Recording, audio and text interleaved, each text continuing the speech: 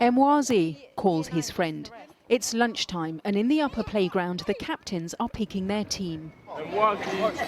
This is the first footage to have emerged of Mohamed Emwazi.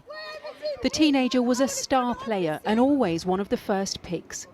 Emwazi has been identified in the video by 2 different people who knew him at the time. But he was also painfully shy and would try to hide his face whenever he realised the camera was onto him. Years later, he would hide his face again, but this time courting the camera as the notorious Jihadi John.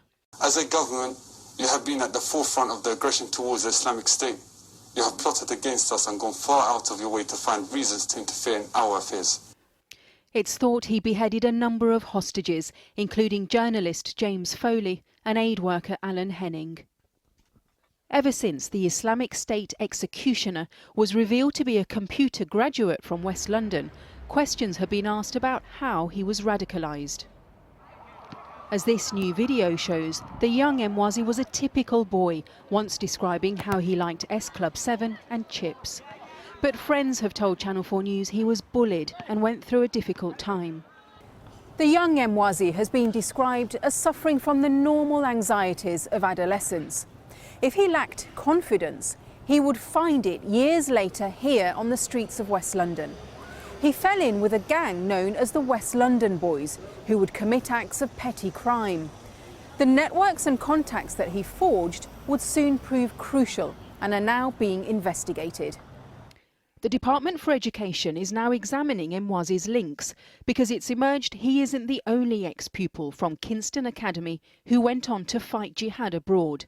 We know that Emwazi's best friend was Mohab Sakar.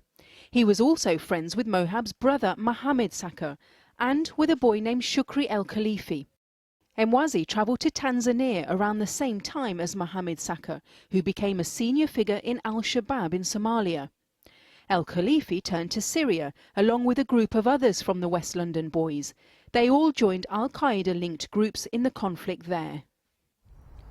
The Academy says there's no evidence the ex-pupils were radicalised here. A former teacher of Emwazi has told us he was hard-working and aspirational.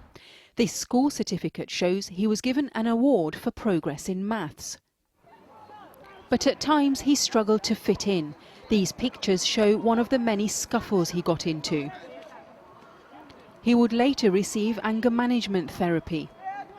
The young loner who always tried to hide his face, always trying to stay in the background, who once wrote that his ambition was to become a footballer.